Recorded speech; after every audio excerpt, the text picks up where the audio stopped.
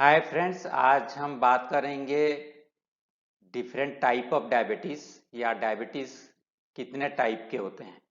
पहला जो टाइप होता है टाइप 1 डायबिटीज़ बोलते हैं या इंसुलिन डिपेंडेंट डायबिटीज़ मेलाइटस बोलते हैं।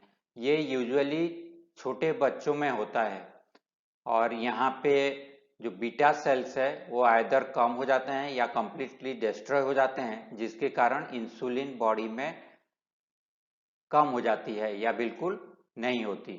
तो यहाँ पे बाहर से इंजेक्शन इंसुलिन लगाना पड़ता है और क्यों कम होता है उसका कोई कारण अभी तक पता नहीं चला है, बट कुछ रिसर्चर बोलते हैं कि ये इम्यून मीडिएटेड होता है, मतलब हमारा बॉडी बीटा सेल को खुद ही डिस्ट्रॉय कर देता है। ये सोचता है कि यह हमारे बॉडी का हिस्सा नहीं है और डिस्ट्रॉय कर देता है। ये टाइप 1 बोलते हैं। टाइप 2 डायबिटीज जो है non insulin dependent diabetes mellitus बोलते हैं। ये बहुत ही कॉमन है। 90% जो डायबिटिक पेशेंट हैं ये टाइप 2 डायबिटीज है। ये पहले 60-70 साल में होता था, आजकल ये 25-30 साल से शुरू हो रहा है, क्योंकि लाइफस्टाइल चेंज हो रहा है। ये लाइफस्टाइल डिजीज है और यहाँ पे इंसुलिन प्रोड्यूस तो हो रहा है बट इंसुलिन सही तरीके से काम नहीं करता, रेजिस्टेंस रहता है।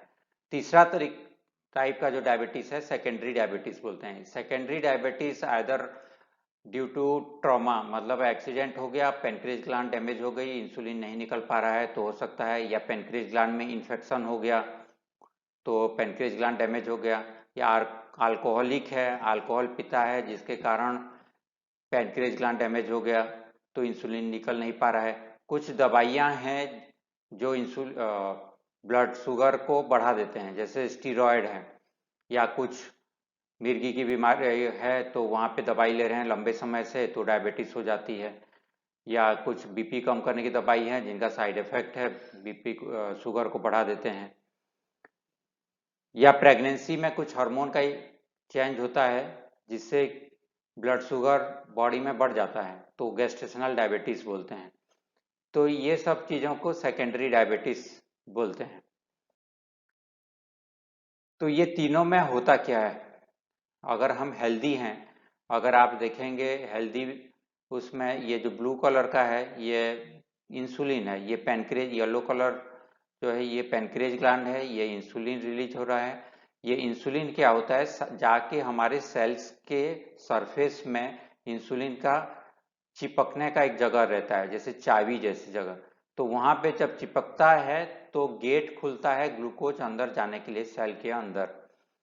टाइप 1 डायबिटीज में क्या होता है, टाइप 1 डायबिटीज में इंसुलिन बन ही नहीं रहा है तो क्या होता है, वहाँ पे इंसुलिन रिसेप्टर में चिपकने नहीं मिल रहा है तो इसीलिए अंदर ग्लूकोज घुस नहीं पा रहा है।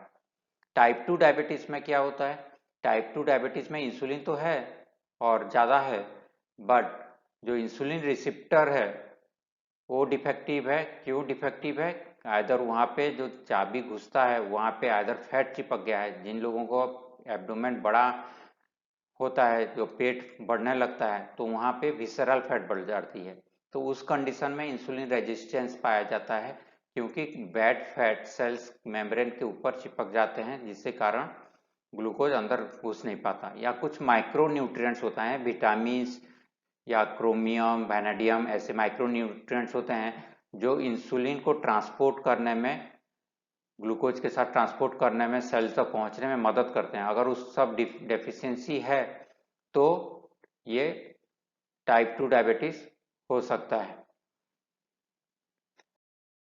तो थैंक यू फ्रेंड्स, अगर किसी को कोई कंसर्न है तो आप अपॉइंटमेंट के लिए व्हाट्सएप कर सकते हैं।